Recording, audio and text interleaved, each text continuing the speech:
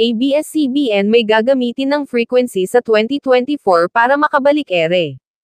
Maaalalang maraming kapamilya fans ang nalungkot sa nang i-demolish ng mga Lopez ang ABS-CBN Broadcasting Center sa Quezon City upang tayuan ng bagong Rockwell Center.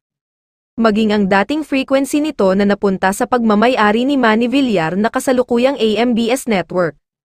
Sa susunod na taon ay masisilayan na ng maraming kapamilya ang bagong ABS-CBN Studios, may pagtatayuan di umano na bagong headquarters ng ABS-CBN Studios at pagmamay-ari din ng Lopez. Sa ginanap na corporate Christmas party ng ating ABS-CBN, naging makahulugang pangako ang Pangulo at CEO ng Kapamilya Network na si Carlo Lopez Katigbak na nagbigay ng sigla at pag-asa sa lahat ng mga patuloy na nagtitiwala at sumusuporta sa pinakamalaking media entity sa bansa.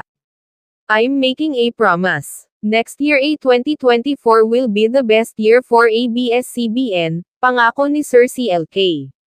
Yan ang mga pangakong binitawan ng ABS-CBN executives sa kanilang empleyado sa naganap na corporate Christmas party ng Kapamilya Network.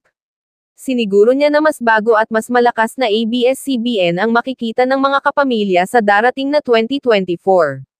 Marami naman ang nagsasabi na baka sa prangkisa o channel o frequency ang tinutukoy ng CEO ng ABS-CBN.